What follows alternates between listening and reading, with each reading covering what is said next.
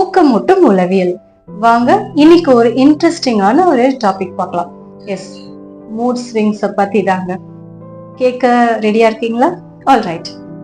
Mood swings சொல்றோமே, அது நார்மலா இல்ல ஏதாவது ஒரு பிரச்சனையோட அறிகுறியா அப்படின்றத கொஞ்சம் டீட்டெயிலா இன்னைக்கு பார்க்கலாம்.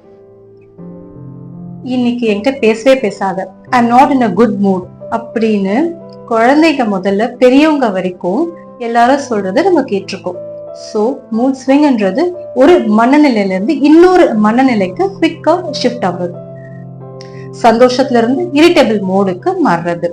ஆர் இந்த மாதிரி கலகலப்பா பேசிக்கிட்டு இருப்பாங்க, திடீர்னு சின்ன விஷயத்துக்கு காரணமே இல்லாம ரொம்ப கோவப்பட்டுருவாங்க, திடீர்னு பிரேக் டவுன் ஆயிடுவாங்க. அவங்களால ஒரு சந்தோஷமான ஒரு நிகழ்ச்சியை கூட தரோவா என்ஜாய் பண்ண முடியாது, டக்குன்னு டவுன் ஆயிடுவாங்க.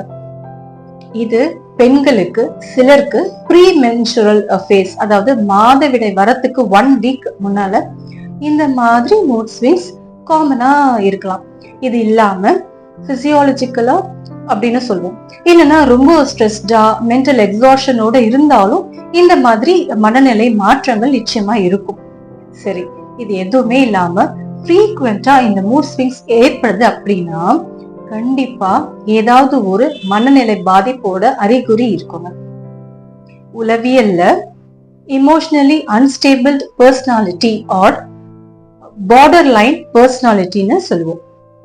இந்த ட்ரேட்ஸ் இருக்கவங்க தன்னைத்தானே ஐசோலேட் பண்ணிக்கணும்னு நினைப்பாங்க. யார்கிட்டயும் சரியா பேச தோணாது, சரியா சாப்பிட தோணாது, தூக்கம் டிஸ்டர்ப்டா இருக்கும், இந்த மாதிரிலாம் இருக்கும்.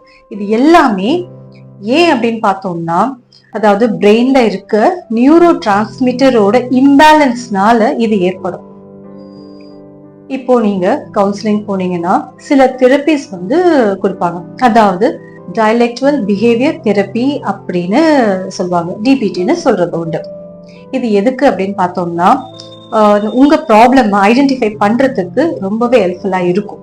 நம்பர் 2, இந்த கிரைசிஸ்லாம் வந்துச்சு அப்படின்னா அதை எப்படி ஹேண்டில் பண்றது அப்படின்னு டெக்னிக்ஸை கிளியரா டீச் பண்ணுவாங்க. ஸோ நிறைய செஷன்ஸ் அந்த மாதிரி கண்டக்ட் பண்ணுவாங்க. பிளஸ் சில டெசிஷன்ஸ் உங்களால எடுக்க முடியாம நீங்க தடுமாறும் போது அதை எடுக்கிறதுக்கு ஹெல்ப் பண்ணும். இது நிச்சயமா இந்த மூட் ஸ்விங்ஸ்ல இருந்து வெளியில வர்றதுக்கு கைட் பண்ணும்.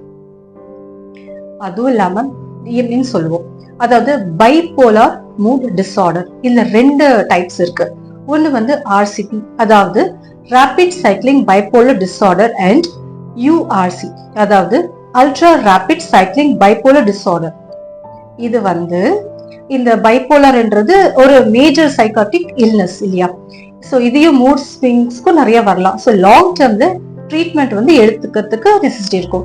ஏன்னா இதோட இன்டென்ஸ் கொஞ்சம் அதிகமா இருக்கும். ஸோ இதை கொஞ்சம் அலட்சியமா எடுத்துக்க வேண்டாம். அப்படி அலட்சியப்படுத்தாம எதனால இந்த மூட் ஸ்விங்ஸ் காமனா வருது அப்படின்னு செக் பண்ணிட்டு ட்ரீட்மெண்ட் எடுத்துக்கிறது ரொம்ப ரொம்ப ரொம்ப இம்பார்ட்டன்ட். ஸோ எந்த காரணத்துக்கும் டிலே பண்ணிடாதீங்க. முக்கியமா இந்த மூட் ஸ்விங்ஸ் இருக்க பர்சனை ஐசோலேட் பண்ணாதீங்க, கார்னர் பண்ணாதீங்க, அன்பா அனுசரணையா இருக்க முயற்சி பண்ணுங்க. இந்த டஃப் சிச்சுவேஷனை, இந்த டஃப் ஜேர்னியை அவங்கள தாண்டி வரத்துக்கு, அவங்கள வெளில கொண்டு வர்றதுக்கு நம்ம ஹெல்ப் பண்ணலாம். இந்த இன்ஃபர்மேஷன் உங்களுக்கு யூஸ்ஃபுல்லா இருக்கும்னு நினைக்கிறேன். Thank you so much.